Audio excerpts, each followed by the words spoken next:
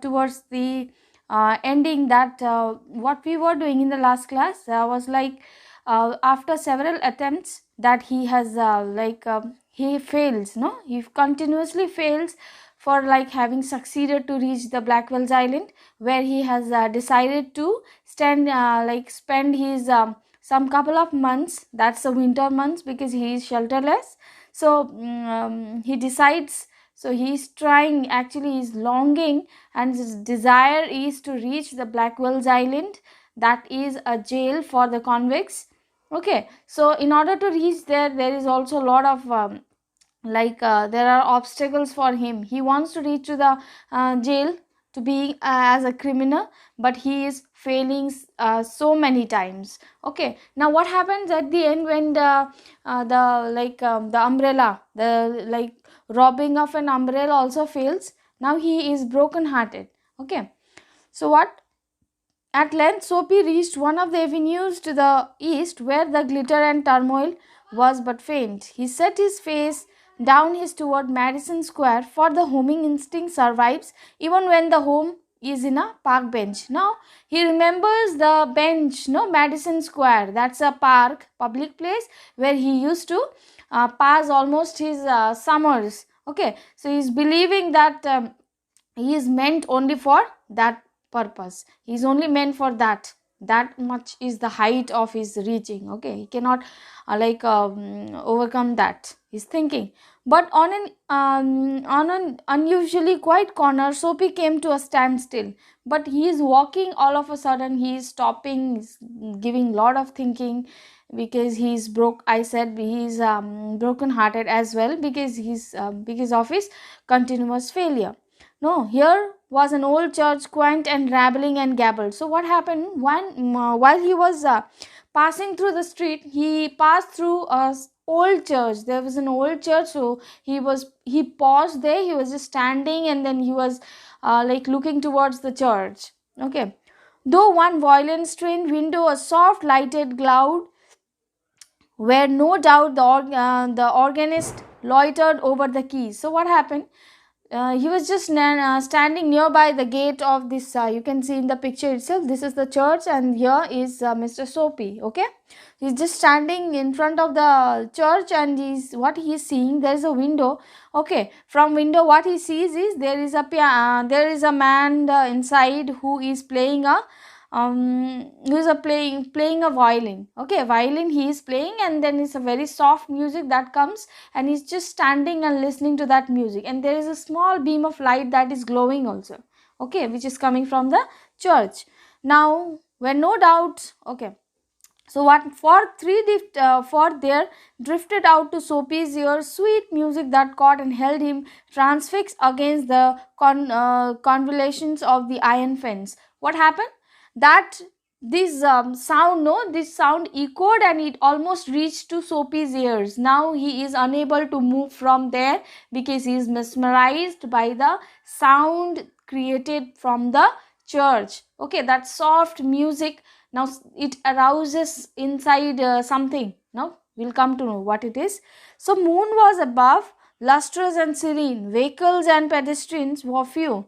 So it was a lovely evening, we can say, because it is falling. Okay, it's almost to be a night, so there were very less of vehicles, and there was a moon above, tweeting simply in the eaves. For a little while the scene might have been a country churchyard. So it was like a churchyard where everything is silent, it is just the time for God. Okay, and the anthem that the organist played cemented Soapy to the iron fence. What happened? Cemented Soapy to the iron fence means made him fixed to stand in that iron fence. Okay, he's unable to move. I said he is lost in that music. Okay, that he's unable to move now. That's an anthem played. That's a kind of tribute for God, and that he is lost to that music. So for he had known it well the days when his life contained such things as mothers and roses and ambitions and friends and immaculate thoughts and callers. There was perfect and clean memories of everything. Now whatever he loves, understood, mothers, mother, he started to think of his parents, he started to think of his friends, everything beautiful, like is coming back. Those memories are coming back to him while he is listening to this soft music. That means it's giving him a very deep touch in his heart. Okay, and then what happens? The conjunction of Sophie's receptive state of mind and the influences about the old church brought a sudden and wonderful changes in his soul. So what happened? This music brings a drastic change in him. Why it is a drastic change? Because just before, when he is having a dream of reaching the Blackwell's Island, in order to consider him the criminal, okay, that now his soul gets pure, or I will consider it pure only because he is doing lot of mischief things, no? So now that music brings change in him. Okay, what kind of change? See, he views with swift horror the pit into which he had tumbled, and degraded days, unworthy desires, dead hopes, wrecked faculties, and base motive that made him his existence. Now he is starting to think, what am I trying to do? I'm trying to become a wrong man. I'm trying to reach a this criminal. This is what my life for. Now he is starting to think all that. Now it becomes a dead hopes for him. Those hopes which he was longing for reaching the Blackwell Island is now becoming dead hope for him. Okay, his ambitions, everything, unworthy desire also to reach that Blackwell Island. And also in a moment his heart responded thrillingly to this novel mood. An instantaneous and strong impulse moved him battle with a desperate fate. Now he is having another, what is in my fortune? I will definitely become a good man. Now all good norms are coming in him. Okay, doesn't want to do anything evil. He doesn't want to do anything wrong. Okay, and he could pull himself out of the mire. Mire means an unpleasant situation. At that moment he was really disturbed, so he was ready. What happens if you are doing something wrong, all of a sudden somebody gives you very good advices, or you start to think this is wrong, nobody can stop you from coming back from that, doing that sort of evil, right? So this same thing is happening to Soapy also.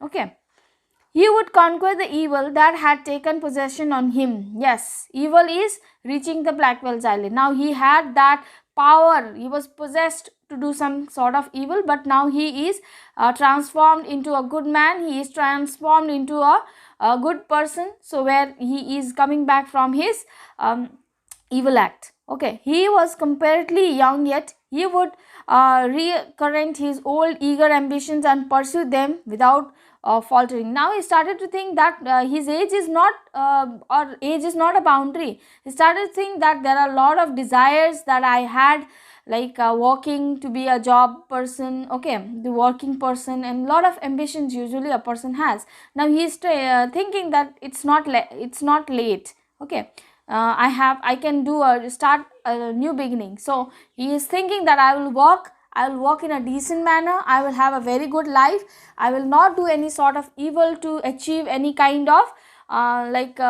desires, or my I will not go against my ambition. His ambition is not to reach the Blackwell's Island anymore. His ambition is to become a good person, okay, to have a good living, normal living, no, what usually everybody has. So he's thinking that these solemn but sweet organ notes that set up a revolution in him. Tomorrow he would go into the roaring downstream district and find a work. Now all of a sudden he is thinking, now no more of excuses, no more of like loitering here and there uselessly. I will tomorrow early morning go for in search of a work. Okay, a fur importer had once offered him a place as a driver. Now because he remembers somebody had offered him a job to work as a driver, which he was refusing, because that time he was a lazy lad. Okay, and that means doesn't want to walk, just want to spend his time eating and having a good shelter, especially during winter season. That was in Blackwell's Island. But now his mood swings. Okay, his not even mood, his everything, his behavior, almost everything has changed now. He would find him tomorrow and ask for a position. He would be somebody in the world. Now his dream is to become somebody in the world. That means to achieve something. Okay, to achieve something big. Soapy felt a hand laid on his arm. All of a sudden, while he was having that sort of dream, he felt somebody's having like hands in his shoulder. Okay, so he looked quickly around into the broad face of a policeman. What he sees, there was a policeman standing nearby. "What are you doing here?" asked the police officer. "Nothing," said Soapy. "Then come along," said the policeman. The policeman is calling him now. 3 months on the island," said the magistrate in the police court the next morning. All of a sudden, what he sees, that he is now arrested and now he is taken to the Blackwell's Island for 3 months, which he didn't want to. Understood? So what is the ending is, at the end, he got what he wanted, what he was longing since his beginning, since the story started. But at the end, that time he didn't want to. He had already changed. No, he wanted to have a good life, but because of his that music, no, that music brought a drastic change in him.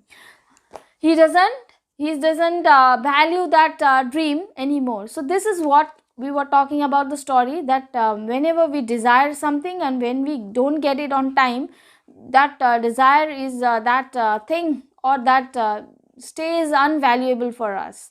Okay, whatever we want, we have to, like, we value things when we really want it. When we get it later, that is useless, that is worthless for us. Same thing is with Soapy. He was just behind any sort of things. He was to even do lot of sort of crimes. All those negative things were coming in him and elements were coming.